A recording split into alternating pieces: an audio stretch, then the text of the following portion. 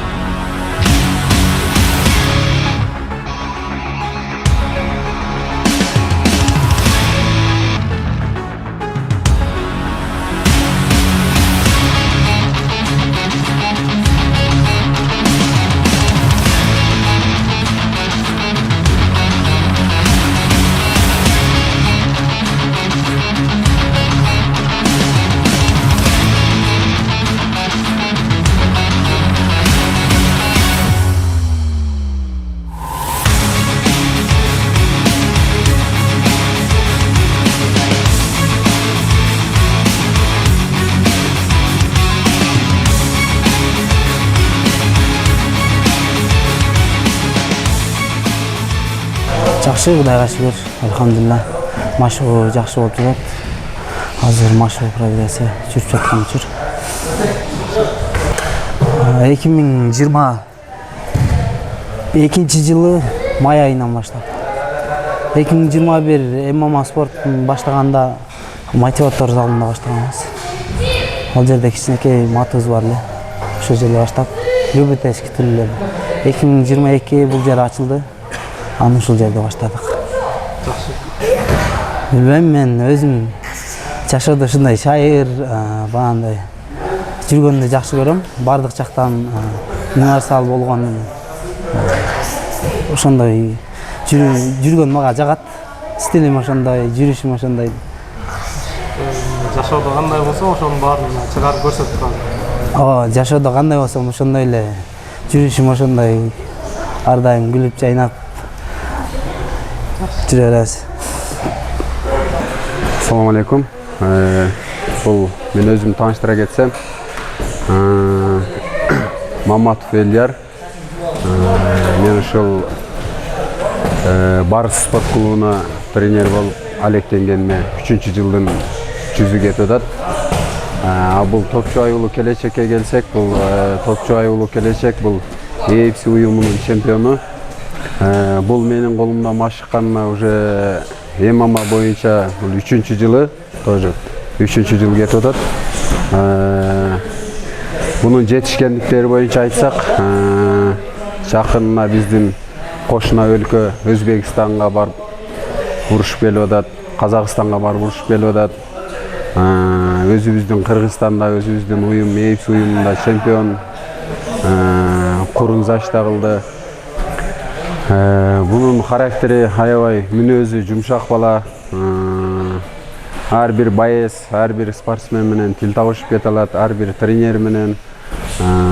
Жекеле бул өзүнүн жашоосундан жумшак мүнөз, аябай сылык бала.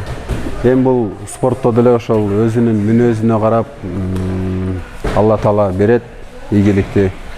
Бул спортко жумшак мүнөз, биринчиден мүнөзү жумшак болуш керек. Спортто ошо мүнөзүнө карап Алла Таалам дагы ийгиликтерин жеңилдетет. Ошол айта кетсек, келечек топчу аюулуу тууралуу. ММА келишиме Назарбаев, Байыш, Жаныш акелер мотиватор залына качка берип барып калгам. Мен 2020 аппендис болуп калып, ошондон кийин мурун кыргыз күрөштө күрөшчүмүн. Кыргыз күрөштү токтоткондон кийин ошо аппендис болгондон токтотуп, андан кийин ошо 1 жыл тынуу болгондон кийин мотиватор залына качка кылганы келип калып, ошол жерден бул жердин казайындары менен таанышып калып, анан ошол жерде зал кылып, ошол себеп Байыш, Жаныш акелер ММАга түш көрбөйсүң деп сунуш кылышкан. Анан даярдай өзүбүз карайбыз, спонсор болобуз, бардык жагын карайбыз дегенден менде дагы кызыгуу болуп, анан ошо 2021-жылы күздө биринчи ММА өткөргөм. Любительский турнир 2021 сентябрда баштагам. Эң алгач профессионалдык беттеш жөнүндө айтсаңыз. Эң алгач профессионалдык беттешим Бишкекте ВЭФте өткөн. Ада биринчи раундда Бекзат Калык уулу деп кызыл кыялык баланы биринчи раундда удушка тартып аткан. Эми кечеги акыркы бойлоруна келели.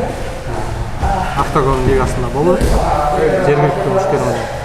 Анан байкаш боюнча негизинде беттеште негизинен сен жакшы эле үстөмдүктө болдуң да.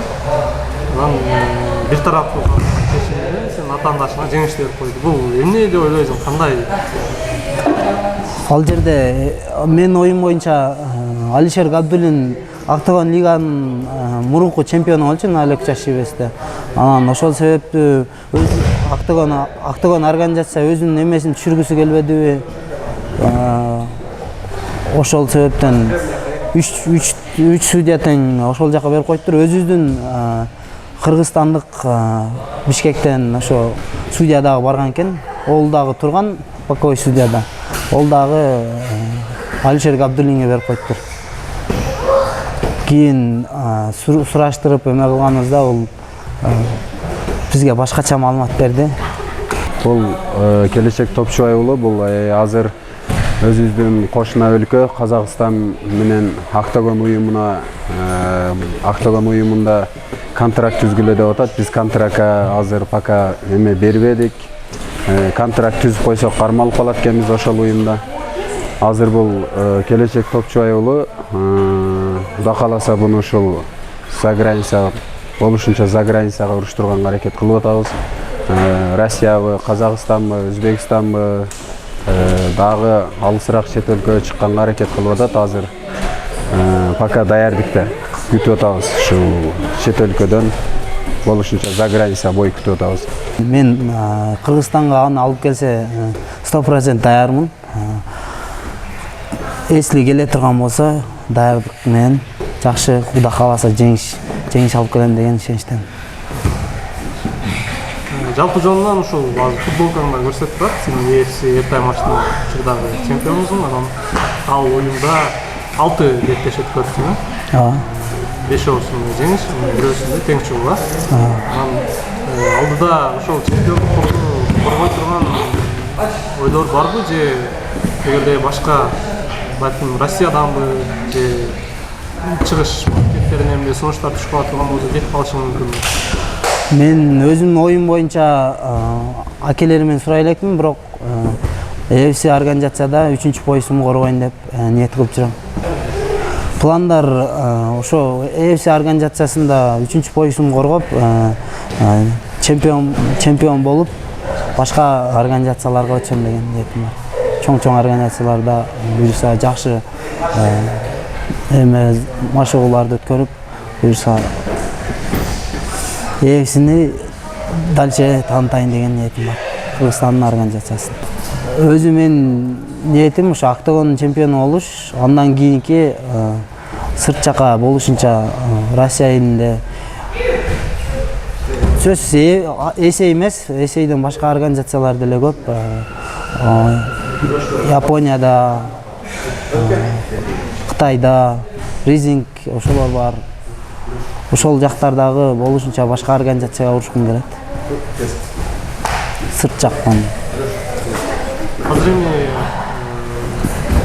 мисалы бардык эле мушкердин оюнда UFC да, Американын ары жагы. Ал жөнүндө да ойлоносуңбу? Ал жөнүндө дагы ойлонуштуруп, кандай кетсек, виза жактарын караштырып, 3-4 бой өткөргөндөн кийин дагы буюрса виза жактарын турула алсак кетейин деген ниет бар. Жакшы. Анан бул карьералык жол канчага чейин уланат деп ойлойсуң? Канча жашка чейин ушул спорт менен болот? Менин оюм боюнча 30-35ке чейин уланат го дейм. Азырынча бойдокмун, ал тууралуу ойлонуп элек. Үйлөнүп калсам спортту түшүнгөн жубай алган аракет кылам. Спортту колдогон, ушул жол менен кете турган. Спорттон тышкары мен 2017-жылдан бери Ошто Айдай кафесинде иштейм, повар болуп. 7 жылдан бери ошол жерде ошол жерде туруктуу иштеп, ошол жердин хозяиндары, акелерим алар да спортту колдойт. Мен башка жака турнирлерим чыгып, сборго, башка жактарга кеткенде убактылуу иштен бошотуп турат. 1 ай, 2 ай кайра келип, кайра иштегенге мүмкүнчүлүк беришет. Жакшынан кээде ушул жумушта баягы оор болуп калса, чарчап калган убакытта спорт экөөнү айкалыштырган сен үчүн жеңилдеби же оор болуп калган ушундан?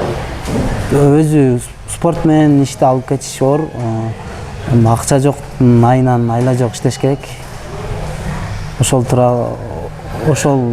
үчүн иштейбиз, айла жок.